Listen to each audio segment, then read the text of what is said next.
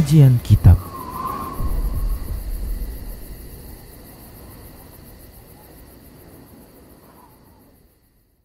Assalamualaikum warahmatullahi wabarakatuh.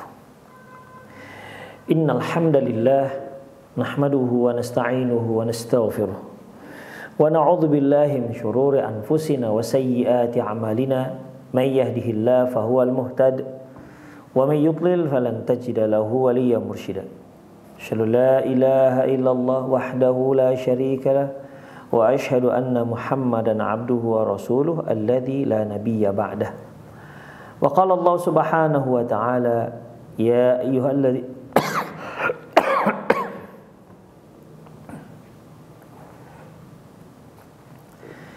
ayyuhalladzina amanu taqullaha haqqa tuqatih wa la tamutunna illa wa antum muslimun.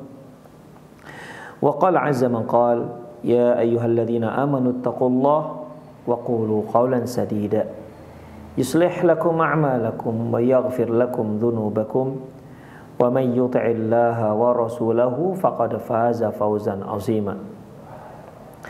Ya ayyuhan nasu taqu rabbakumul ladzi khalaqakum min nafsin wahidah wa khalaqa minha zawjaha wa batha minhuma rijalan katsiran wa nisaa'a wattaqullaha alladzi tasaaluna bihi wal arham innallaha kana 'alaikum raqiba.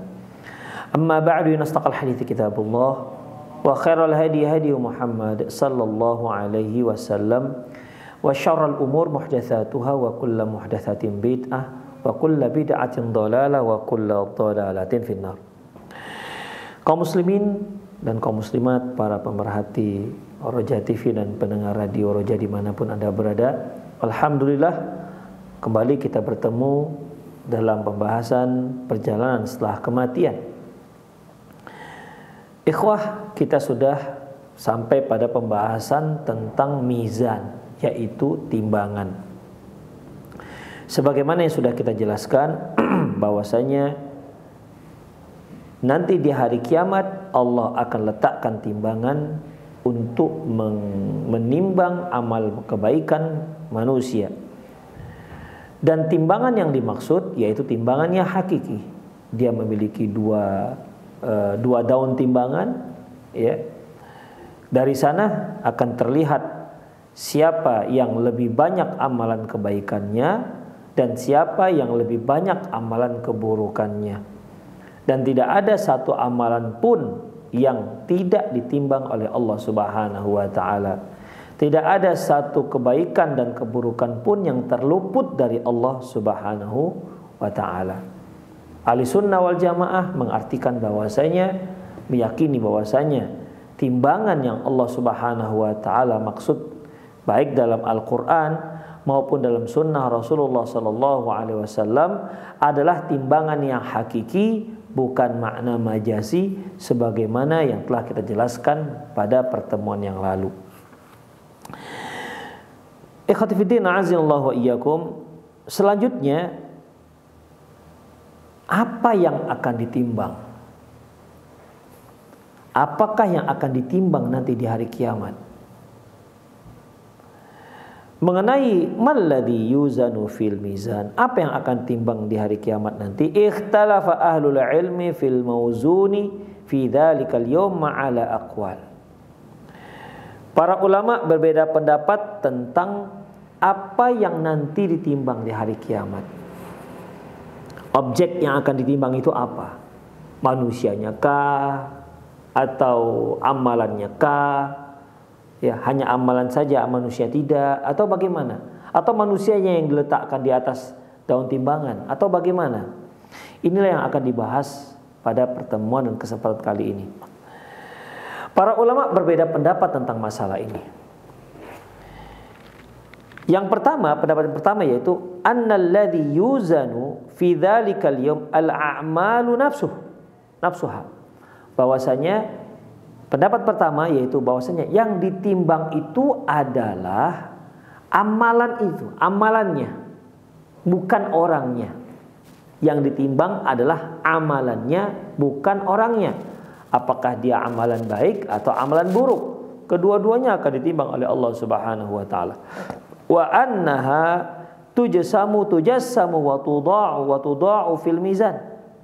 Bahwasanya amalan itu nanti akan diberi bentuk dan akan diletakkan di atas timbangan. Wa yadullu lidzalika haditsu Abi Hurairah radhiyallahu anhu. Hal ini bisa dibuktikan berdasarkan hadis Abi Hurairah radhiyallahu anhu fi sahih, dalam hadis sahih, qala, dia berkata, qala Rasulullah sallallahu alaihi wasallam, Rasulullah sallallahu alaihi wasallam bersabda, kalimatani habibatani ila rahmani khafifatani alal lisani thaqilatani fil mizani subhanallah wa bihamdih subhanallahil azim. Rasulullah sallallahu alaihi wasallam bersabda, ada dua kalimat yang dicintai oleh Allah, mudah untuk diucapkan namun berat dalam timbangan. Dia adalah, dua kalimat itu adalah subhanallah bihamdih subhanallahil azim. Di sini ikhwah, kalimat subhanallah wa bihamdih dan subhanallahil azim, tentu kita katakan bagaimana kalimat ini ditimbang. Bagaimana mungkin kalimat ini diletakkan di sebuah timbangan? Tentunya dia harus, sesuatu yang bisa ditimbang adalah harus dalam bentuk yang konkret, bukannya abstrak. Apalagi bentuk kalimat. Bagaimana mungkin kalimat, ya, kalimat yang diucapkan kemudian kalimat ini bisa ditimbang? Ikhwah rahimanallahu wa iyyakum, zahir dari hadis bahwasanya kalimat-kalimat ini itu akan Allah ubah menjadi bentuk konkret dan dia bisa ditimbang di daun timbangan yang akan Allah Subhanahu wa taala letakkan di hari kiamat. Pendapat pertama yang mengatakan bahwasanya yang ditimbang adalah amalan itu sendiri, kemudian amalan itu Allah bentuk dia berupa bentuk mujassam, ada bentuknya, ya, dia berbentuk. Kemudian bentuk ini, ya, setelah dia berbentuk itu, itulah yang akan ditimbang oleh Allah Subhanahu wa taala. Demikian ikhwah. Jadi yang tadinya sesuatu yang sifatnya abstrak, ya, Allah buat menjadi dia berbentuk. Dan ini ikhwah seperti yang telah kita singgung di kesempatan yang lalu bahwasanya sampai kematian itu sesuatu yang abstrak. Ya, kematian ini kata benda abstrak. Tapi nanti di hari kiamat Rasulullah sallallahu alaihi wasallam mengatakan bahwasanya yuja'u al-maut yaumal qiyamati kabashan ala suratul kabsyah, yaitu bahwasanya di hari kiamat nanti Allah Subhanahu wa taala akan datangkan kematian itu dalam bentuk kambing. Lantas Allah Subhanahu wa taala memanggil, ya ahlal jannah ata'rifunahu, wahai penduduk surga, tahu enggak kalian apa ini? Mereka menjawab, na'am, innahul maut, bahwasanya dia adalah kematian. Ya ahlan nar, wahai penduduk neraka, hal ta'rifunahu, tahukah kalian apa ini? Mereka menjawab, innahu al maut, dia adalah mati, kematian. Fayu'maru bidzabhi. Lantas Allah Subhanahu wa taala menyembelih kambing ini, kambing kematian ini. Kemudian dikatakan, ya ahlal jannah, wahai penduduk surga, khalidun la mauta, hendak kalian kekalah di dalamnya, ya, dan tidak ada kematian. Kalian kekal, tidak ada kematian. Wahai penduduk neraka, kekal kalian dalam neraka dan tidak ada lagi kematian. Kematian ikhwah ternyata Allah Subhanahu wa taala ubah dalam bentuk kambing. Demikian ikhwah. Apalah susahnya bagi Allah Subhanahu wa taala untuk menimbang, ya, untuk menimbang dua kalimat subhanallah bihamdi subhanallahil azim ini sehingga dia bisa memberikan berat, sehingga dia bisa ditimbang. Kemudian ikhwah rahimanallahu wa iyyakum, Wa qad dallat nususun katsiratun ala anna al-a'mala ya'ti yaumal qiyamati fi suratin Allahu a'lamu biha. Dan hal ini juga dibuktikan dalam nas-nas dalil-dalil yang sahih dan cukup banyak bahwasanya nanti amalan-amalan di hari kiamat akan datang dalam bentuk Allahu a'lam apa bentuknya. Ya, Allahu a'lam apa bentuknya. Karena Rasulullah sallallahu alaihi wasallam tidak menyebutkan bentuknya apa. Kalau kematian, Rasulullah sebutkan bentuknya bentuk kambing. Adapun amalan-amalan yang kita amalkan di dunia, yang kita lakukan di dunia, nanti akan datang dalam satu bentuk di mana Allah Subhanahu wa taala, hanya Allah Subhanahu wa taala yang mengetahui bentuknya. Famin dzalika maji'ul Qur'an syafi'an li ashabihi fi yaumil qiyamati. Di antaranya yaitu dengan datangnya Al-Qur'an. Dia datang untuk menolong, memberi syafaat bagi orang-orang yang pernah membacanya, bagi orang-orang yang gemar membacanya yaumil qiyamah, nanti di hari kiamat. Di sini penulis menyatakan bahwasanya nanti di hari kiamat Al-Qur'an akan datang dan dia akan menyelamatkan. Dia akan memberi syafaat kepada orang yang gemar membacanya di hari kiamat kelak. Wa annal baqarata wa ala imran ya'tiyani ka'annahuma gumamatani aw ghiyabatani. Demikian juga surah Al-Baqarah dan surah Al-Imran. Surah Al-Baqarah dan surah Ali Imran nanti juga akan datang di hari kiamat. Yang ini disebutkan bentuknya, yaitu ka'annahuma gumamatan, seolah-olah mereka adalah dua bongkahan awan, ya, dua gumpalan awan, ghiyabatan yang bisa menaungi, ya. Ghiyabatan di sini ikhwah rahimanallahu yang diartikan yaitu aqrabu ila ra'si sahibiha, yaitu naungan yang dekat di atas kepala si pelakunya. Jadi mereka-mereka yang datang, yang suka, yang gemar membaca suratul Al-Baqarah dan Ali Imran, nanti dua surat ini akan datang dalam bentuk awan, gumpalan awan, dan dia menaungi orang yang senang ataupun yang biasa, yang gemar membacanya di hari kiamat, yang gemar membacanya selama di dunia. Ya.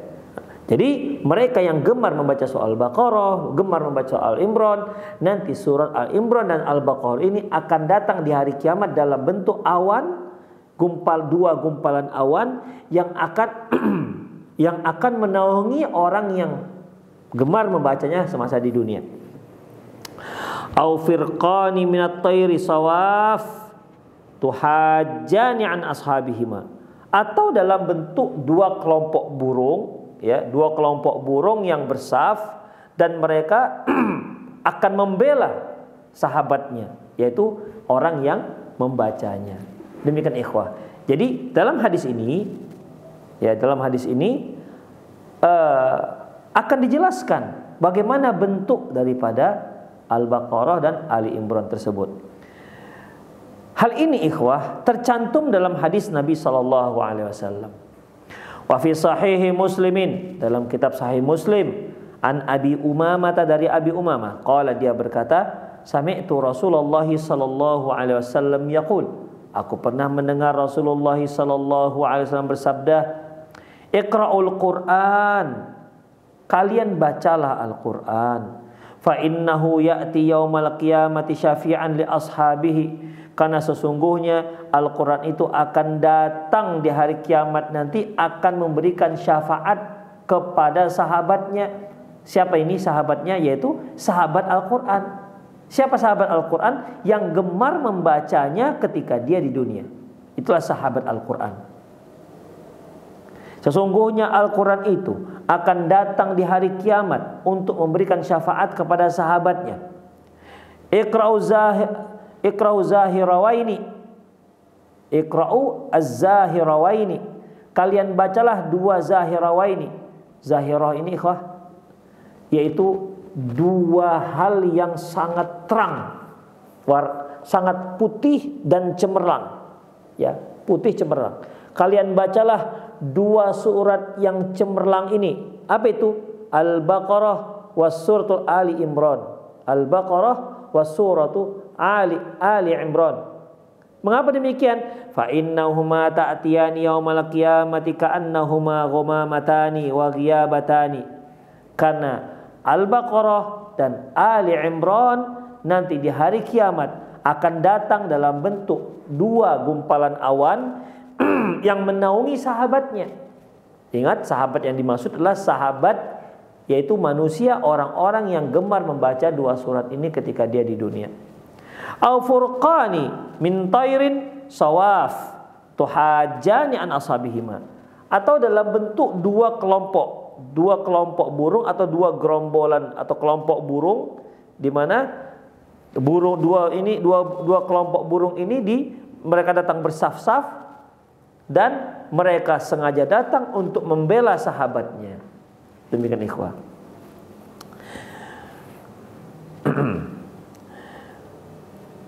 Warawa Muslim aidan anin Nawas bin Sam'an. Dan Imam Muslim juga meriwayatkan dari Nawas bin Sam'an. Qala, dia berkata, sami'tu Rasulullah sallallahu alaihi wasallam yaqul, aku pernah mendengar Rasulullah sallallahu alaihi wasallam bersabda, yu'ta bil Qur'an yaumal qiyamati wa ahluhu alladziina kanu ya'malunahu bihi. Bahwasanya nanti di hari kiamat Al-Qur'an akan dihadirkan. Ya, akan dihadirkan nanti di hari kiamat Al-Qur'an. Wa ahluhu alladziina kanu ya'maluna bihi, dan juga orang-orang yang mengamalkan Al-Qur'an. Jadi 2 ini akan didatangkan di hari kiamat. Ya, berbarengan akan didatangkan oleh Allah Subhanahu wa taala di hari kiamat nanti, yaitu Al-Qur'an dan orang-orang yang mengamalkan Al-Qur'an. Wa tuqaddamuhu suratul Baqarah wa Ali Imran, dan yang paling terdepan adalah Al-Baqarah dan Ali Imran, insyaallah. Ya. Jadi Al-Qur'an didatangkan bersama orang yang mengamalkan Al-Qur'an. Kemudian dalam kelompok ini yang di barisan terdepan itu adalah surah Al-Baqarah dan Ali Imran. Kemudian wa ka'annahuma ghamamatani aw dhillatani bainahuma syarqun.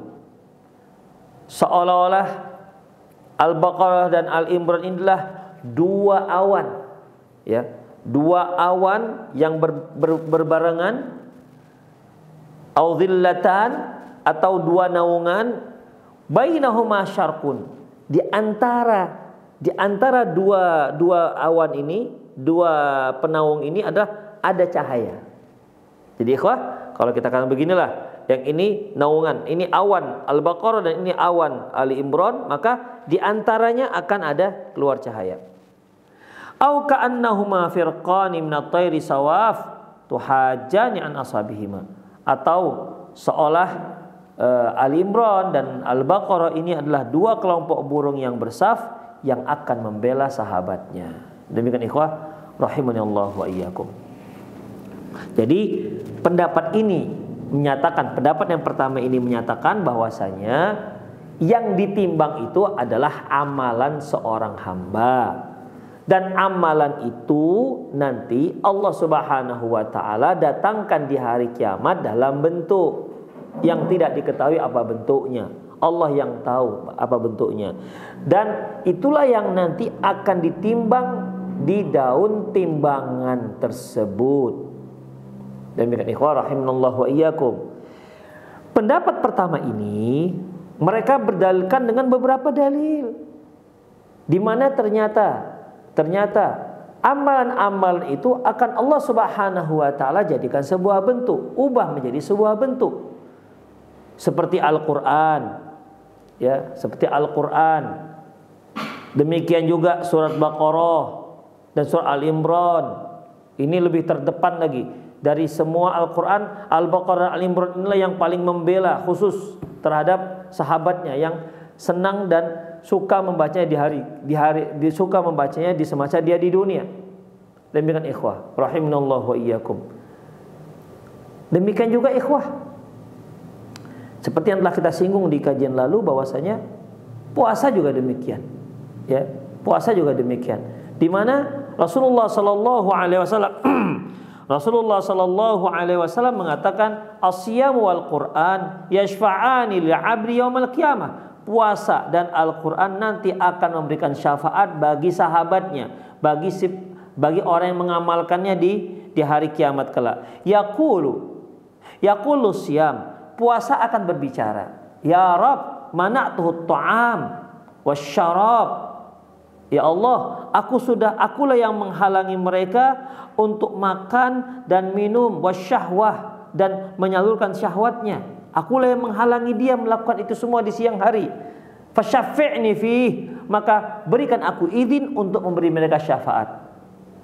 Maka Allah Subhanahu wa taala pun memberikan syafaat.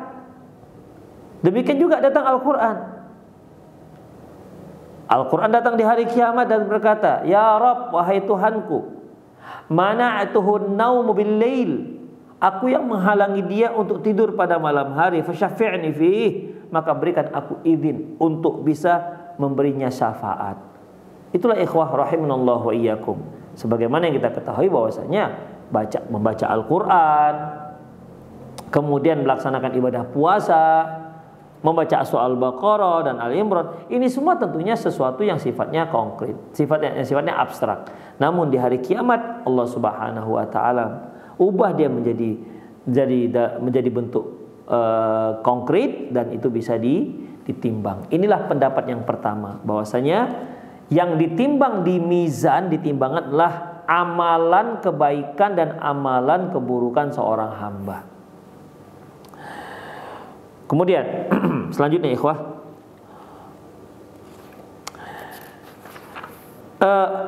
wa hadzal qaul rajjahahu Ibnu Hajar Asqalani wa nasarahu.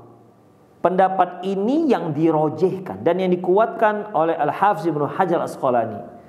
Dan ini yang dia tetapkan, bahwasanya yang ditimbang itu adalah amalan, bukan yang lain. Faqala, dia mengatakan, was-sahihu annal a'mala hiya allati tuzan. Yang benar, yang rojih, bahwasanya yang ditimbang itu adalah amalan.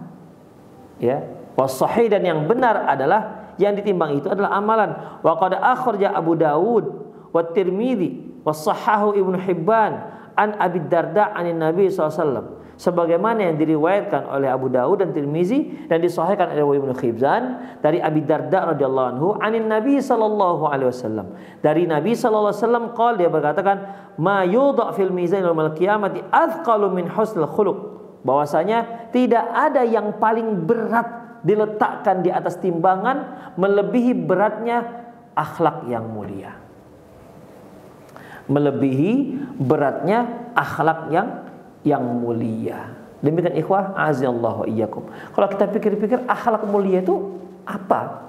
Ya, berbakti kepada orang tua, apalagi menolong orang, membantu orang yang lemah, membantu orang yang berketiadaan. Ini kan semua akhlak-akhlak yang mulia. Berbicara lembut, berupaya untuk tidak berkhianat, bicara jujur. Demikian ikhwah rahimanallahu wa iyyakum, berdakwah dengan hikmah. Ini semua merupakan amal-amal kebaikan. Berbakti kepada orang tua.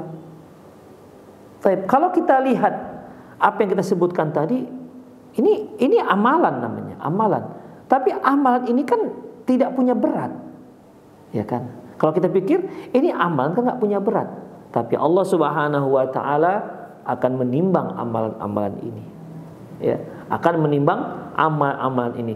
Apakah dia diberi bentuk atau nggak diberi bentuk? Allahu a'lam bishawab. Yang jelas ada amalan-amalan yang Allah Subhanahu wa taala beri dia bentuk, ya.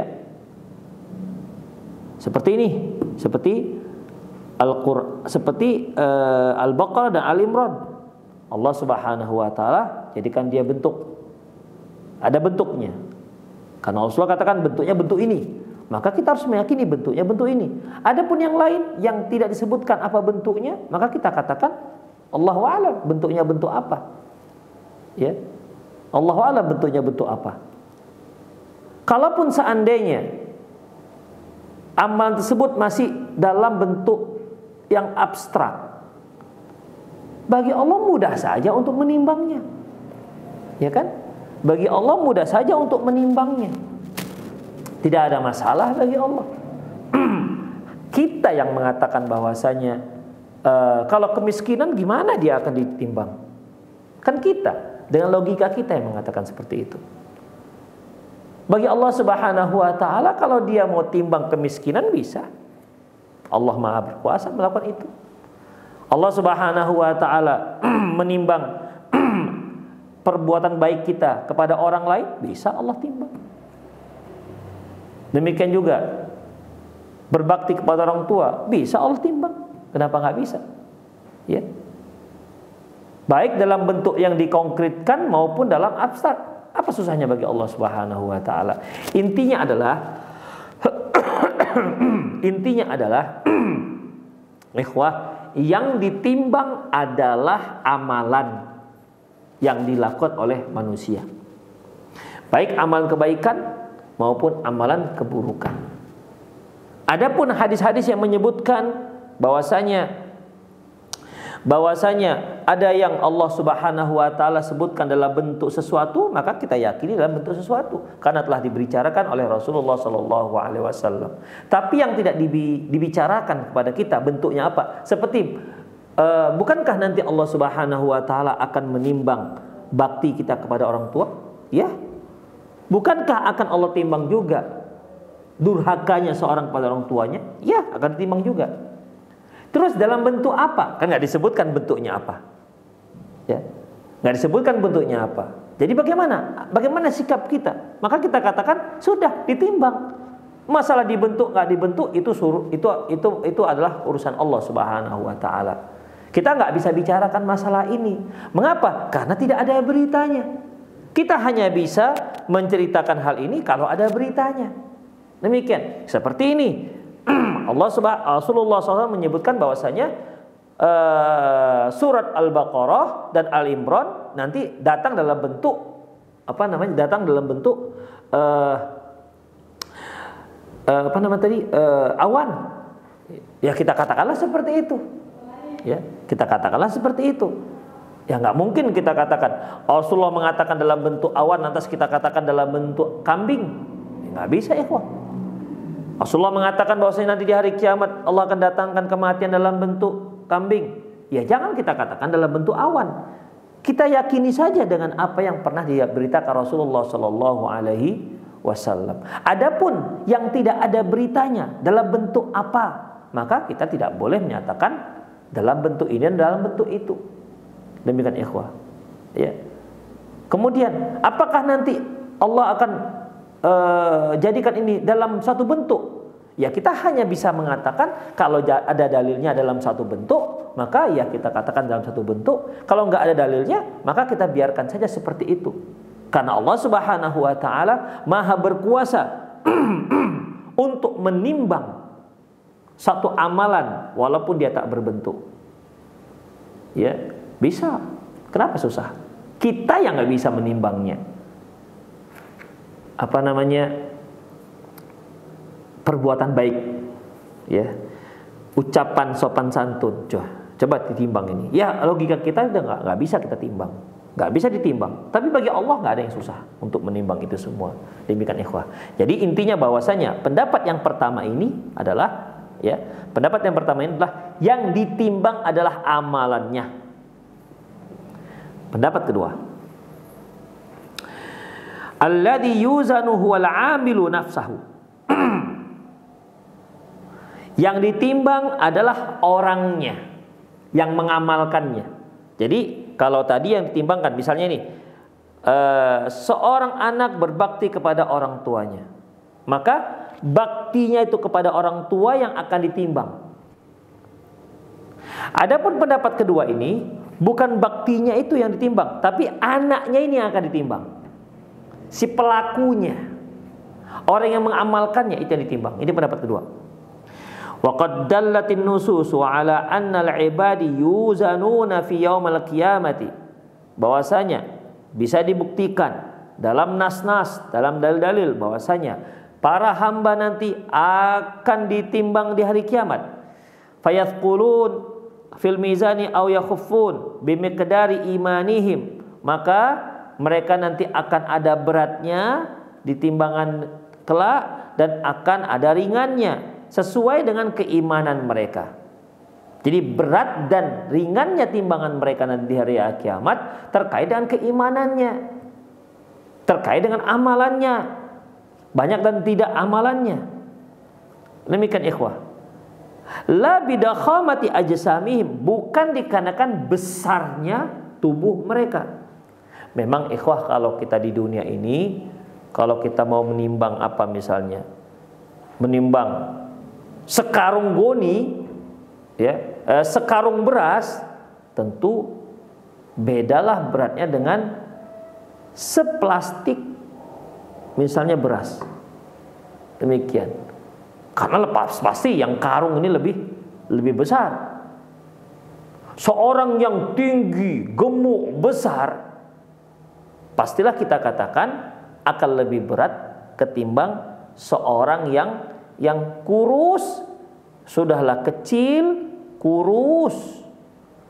Demikian ikhwah. Pastilah yang sudah tinggi, besar, gemuk ini lebih berat ketimbang yang kecil, kurus, krempeng ini. Pasti yang ini lebih ringan dibandingkan yang ini. Tapi di hari kiamat nanti ikhwah rahimanallahu wa iyyakum, orang yang akan ditimbang berat dan tidaknya tidak berdasarkan besar dan kecilnya orang tersebut, tidak berdasarkan banyak tidaknya daging dan lemak yang ada di tubuh orang tersebut, tidak. Tapi tergantung dengan amalan yang dilakukan oleh orang tersebut. Tapi yang ditimbang adalah orangnya.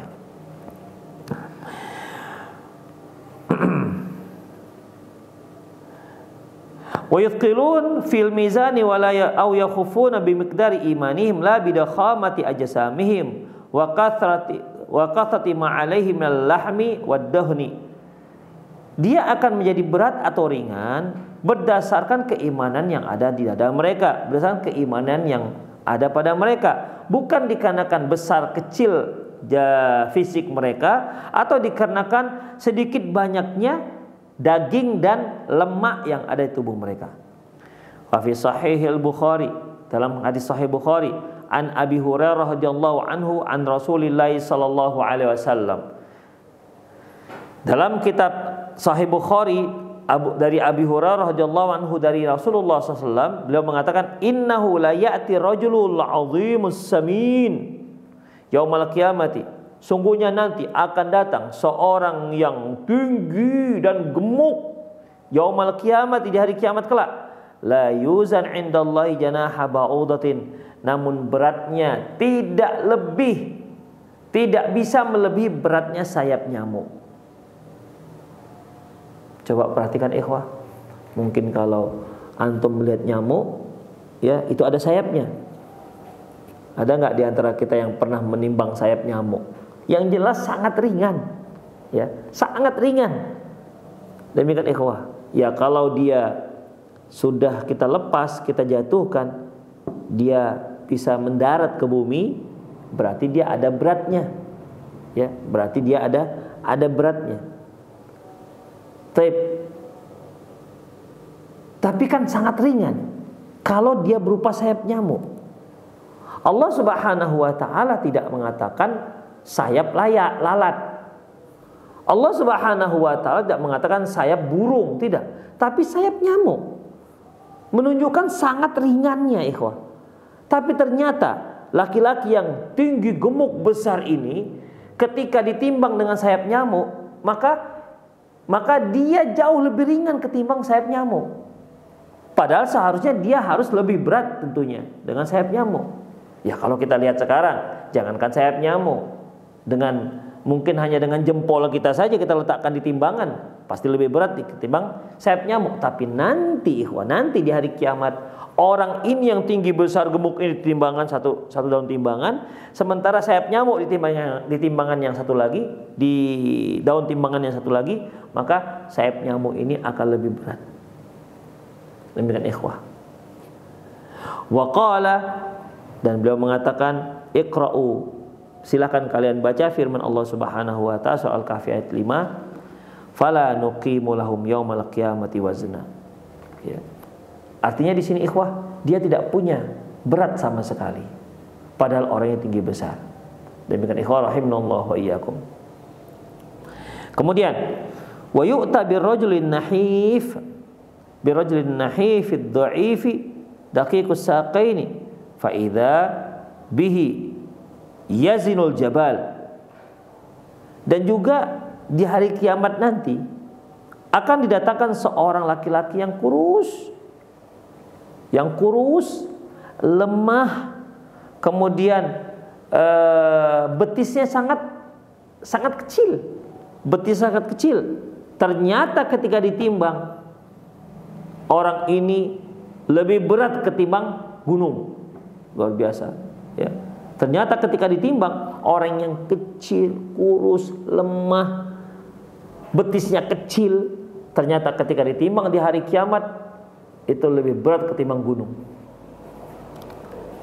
Rawa Ahmad fi musnadihi, diriwayatkan oleh Imam Ahmad dalam kitab musnadnya, an Zarr bin Hubaishin an ibn Mas'ud, dari Abdullah bin Mas'ud, annahu kana raqiqus saqaini, bahwasanya Abdullah bin Mas'ud, ya, Abdullah bin Mas'ud adalah seorang yang memiliki betis yang kecil. Abdullah bin Mas'ud memiliki betis yang kecil. Faja'alat rih tulqihi, dan datanglah angin berhembus, ya. Datang angin berhembus sehingga menyingkap kedua betisnya. Fadahikal qaumu minhu.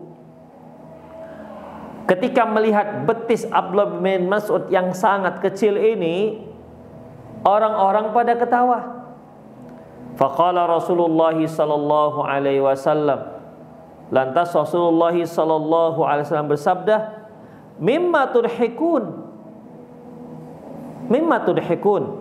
apa yang kalian tertawakan? Ya, apa yang kalian tertawakan? Qalu, mereka mengatakan, ya Nabi Allah, min diqqati saqih, kami tertawa melihat kecilnya, kurusnya betisnya Abdullah bin Mas'ud. Qal, lantas beliau mengatakan, walladzi nafsi biyadi lahuma athqalu fil mizani min Uhudin, demi zat yang jiwaku ada di tangan Allah Subhanahu wa taala, sungguh kedua betis Abdullah bin Mas'ud itu lebih berat ketimbang Jabal Uhud, ketimbang gunung Uhud. Insyaallah. Demikian ikhwah. Artinya ikhwah, nanti di timbangan, walaupun Abdullah bin Mas'ud itu adalah seorang yang kecil, kurus, ya, betisnya kecil, ternyata beratnya nanti di hari kiamat itu melebihi beratnya gunung Uhud. Kebalikan dari yang tadi, yang orang yang tinggi besar gemuk, ya, yang ternyata tidak ada berat sama sekali. Fala nuqimu lahum yaumal qiyamati wazna. Demikian ikhwah rahimani Allah wa iyyakum, ya. Wa qala Ibnu Katsir, berkata Ibnu Katsir, tafarrada bihi Ahmad wa isnadu jayyidun qawiyyun, bahwasanya hadis ini hanya diriwayatkan oleh Imam Ahmad dan sanadnya cukup baik dan kuat. Itulah ikhwah azanillahu wa iyyakum, mengenai yang ditimbang itu apa. Yang pertama, yang ditimbang itu adalah amalannya, ya, yang ditimbang adalah amalannya. Yang kedua, yang ditimbang adalah orangnya. Itu ikhwah. Yang ketiga ikhwah, ats-tsalis, pendapat yang ketiga, annal ladzi yuzanu innama huwa sahaifu al-a'mal, bahwasanya yang ditimbang adalah catatan amalan. Saya ulangi, yang pertama tadi amalannya ditimbang, perbuatan ditimbang. Yang kedua, orang yang berbuat yang ditimbang. Pendapat ketiga adalah bukan amalan dan juga bukan orangnya, tapi adalah buku catatan amalan. Itu yang diletakkan di timbangan. Waqad rawat Tirmidzi fi sunanihi ana Abdullah bin Amr bin As radhiyallahu anhuma anna Rasulullah sallallahu alaihi wasallam qala, bahwasanya Rasulullah sallallahu alaihi wasallam bersabda, "Innallaha sayakhlusu rajulan min ummati ala ru'usil khalaiq yaumal qiyamati." Bahwasanya Allah Subhanahu wa taala akan datangkan seseorang di hadapan seluruh makhluknya di hari kiamat. Fayunshar lahu tis'atu wa tis'ina sijillan. Lantas diberikan kepada dia 99 catatan amalan. Kullu sijillin misla muddil basar, dan setiap satu catatan itu panjangnya sepanjang sejauh mata memandang. Summa yaqulu atunkiru min hadza syai'an, kemudian ditanyakan kepadanya setelah dia membaca, ada enggak yang kamu ingkari? Artinya, ada enggak yang kamu pernah mengingat amalan baikmu tapi tak dicatat? Atau adakah di situ dicatat kamu berbuat buruk padahal kamu sendiri tak pernah melakukannya? Ada enggak? Ya, atungkiru min hadza syai'an, adakah yang kamu ingkari dari catatan ini? Adzalamaka katabati al-hafizun, apakah malaikat pencatat amalanmu itu, apakah malaikatku yang mencatat amalanmu itu ada menzalimimu? Fayaqulu la ya Rabb. Orang ini akan mengatakan, tidak ada ya Allah, semuanya pas, ya. Semuanya sebagaimana realitinya, sebagaimana yang memang terjadi. Fayaqulu alaka adru urun. Lantas Allah bertanya, terus kamu punya alasan enggak kamu melakukan perbuatan-perbuatan seperti itu? Fayaqulu la ya Rabb. Orang ini mengatakan, tidak ya Allah, sudah pasrah ikhwah, sudah pasrah. Karena semua catatan amalan itu betul. Semua yang dicatat, yang baik, buruk semua dicatat dan betul semua. Tidak ada satupun yang terluput. Tidak ada satupun perbuatan buruk dan baik yang tidak dicatat oleh Allah Subhanahu wa taala. Makanya ikhwah, dalam soal kahfi, ketika orang-orang durjana, ketika orang-orang pelaku kemaksiatan itu melihat catatan amalannya, apa kata mereka? Ya wailatana mali hadzal kitab. Wahai celakalah kita. Kitab model apa ini? Catatan apa ini? La yughadiru saghiratan wala kabiratan illa ahsaha. Dia tak tinggalkan satupun, besar yang kecil apalagi yang besar. Wa wajadu ma'amilu hadira. Dan mereka mendapatkan apa yang mereka lakukan itu hadir, tercatat di buku catatan tersebut. Demikian ikhwah. Makanya ketika ditanya orang ini, kamu ada alasan enggak? Enggak ada ya Allah. Ada enggak di sini catatan yang menzalimi kamu? Tidak ada ya Allah. Fa yaqulullahu ta'ala bala innalaka indana hasanah. Lantas Allah Subhanahu wa taala, ada yang belum. Apa itu? Sesungguhnya di sisi kami kamu ada memiliki kebaikan. Fa innahu la dzulmal yaum, karena tidak ada kezaliman hari ini. Fatukhraju bi taqatu fiha asyhadu an la ilaha illallah, asyhadu an la ilaha illallah wa asyhadu anna Muhammadan abduhu wa rasuluh.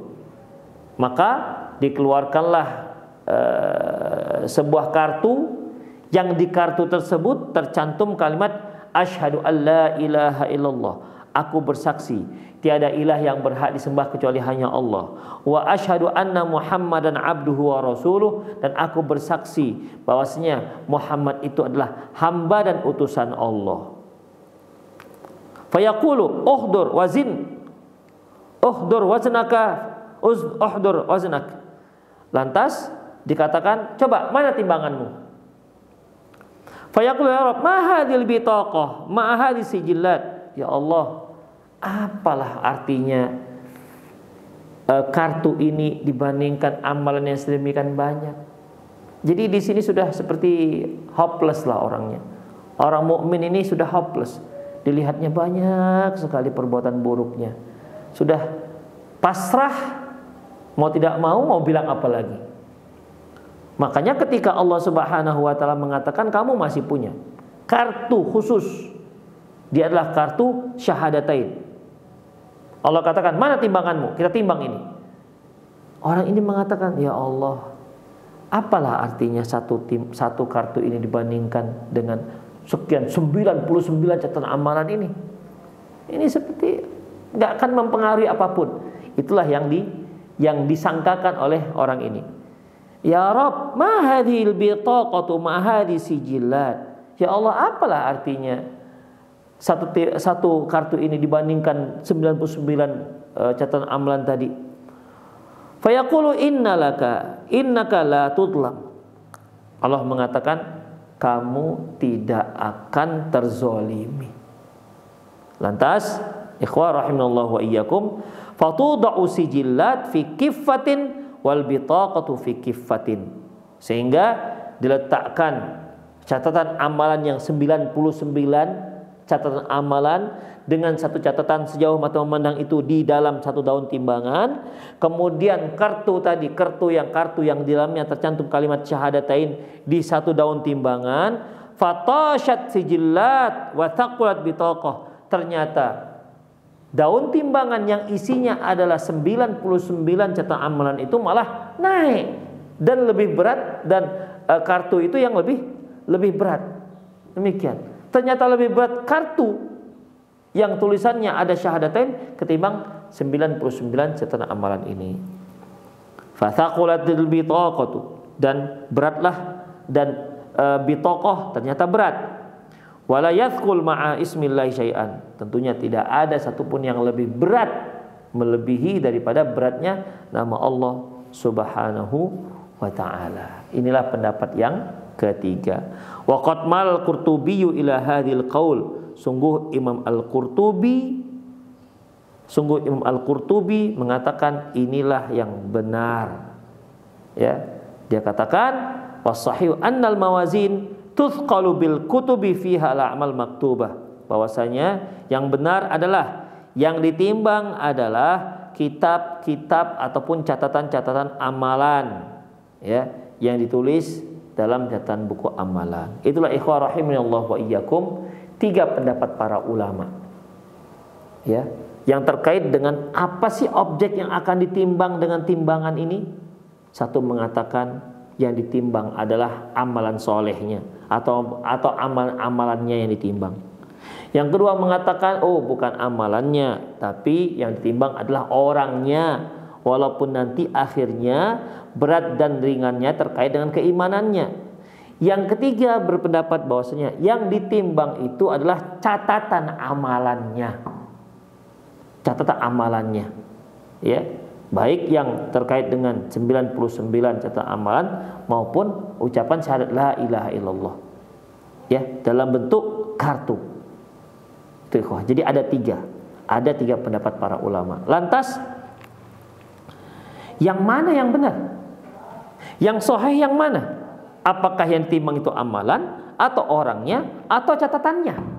Ya, yang mana sebenarnya lebih kuat? Padahal ketiga-tiganya ini punya dalil yang masya Allah. Ketiga-tiganya ada dasar dalil. Ya, yang satu berdasarkan hadis yang diriwayatkan oleh Sahih Bukhari, Sahih Muslim.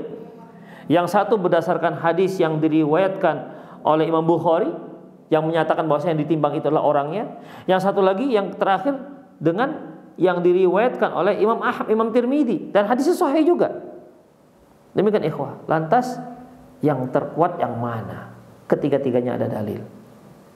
Adapun yang terkuat ikhwah azallahu iyyakum akan kita lanjutkan di kajian yang akan datang. Demikian, semoga bermanfaat. Aku qouli hadza wa astaghfirullah li wa lakum wal muslimin innahu wal ghafurur rahim. Allahu a'lam bissawab. Jazakallahu khairan wa barakallahu fiik Ustaz atas penyampaian materi pada kesempatan pagi hari ini. Selanjutnya bagi Anda yang ingin bertanya seputar pembahasan pada kesempatan pagi hari ini, Anda dapat bertanya melalui line telepon di 0218236543 atau melalui pesan singkat di 0819896543. Pertanyaan pertama akan kita bacakan terlebih dahulu dari pesan singkat Ustaz, dari Bapak Andi Hakim di Padang Sidempuan. Assalamualaikum Ustadz, izin bertanya, bagaimana jika timbangan amal baik dan buruk seimbang? Silakan Ustadz. Baik. Bagaimana kalau timbangan amalan baik dan amalan buruk itu seimbang? Apakah dia akan masuk surga ataukah masuk neraka? Ikhwah azinallahu wa iyyakum, yang jelas keputusan harus ada. Ya, yang jelas keputusan harus ada. Apakah seorang itu akan masuk surga ataukah masuk neraka? Tidak ada yang di tengah-tengah. Walaupun ada ashabul a'raf itu di tengah-tengah, namun pada akhirnya mereka akan Allah Subhanahu wa taala masukkan ke dalam surga. Jadi bagaimana kalau seimbang?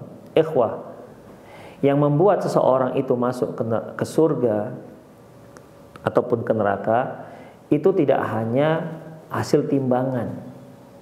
Tidak hanya hasil timbangan. Bukankah ada syafaat? Ya. Bukankah ada syafaat? Allah Subhanahu wa taala memberikan syafaat. Anak juga memberikan syafaat. Orang-orang mukmin juga memberikan syafaat.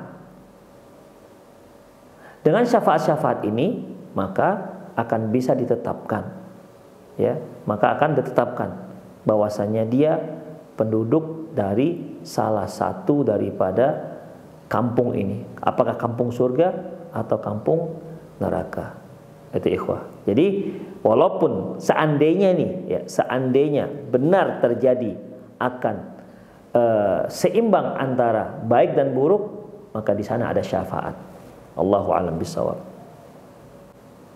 Jazakallahu khairan Ustaz wa barakallahu fiik atas jawabannya, semoga bermanfaat bagi penanya. Selanjutnya bagi Anda yang bertanya, silahkan Anda dapat menghubungi melalui line telepon di 0218236543 atau melalui pesan singkat di 0819896543. Pertanyaan kedua akan kita coba angkat dari layanan telepon.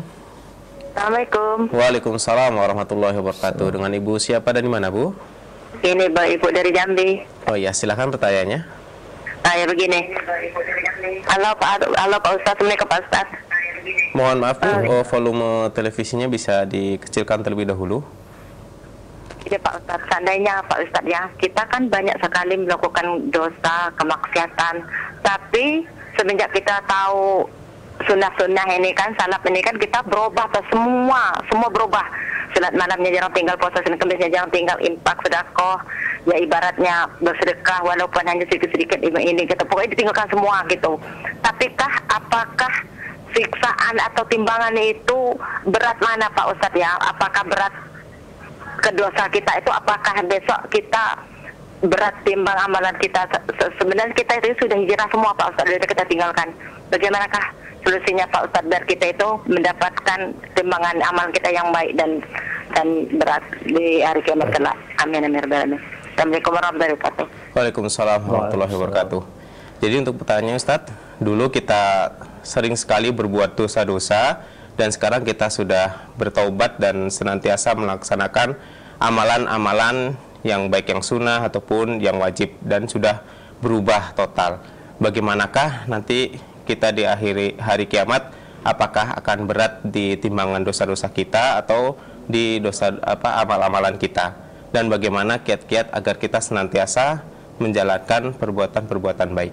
Silakan Ustaz.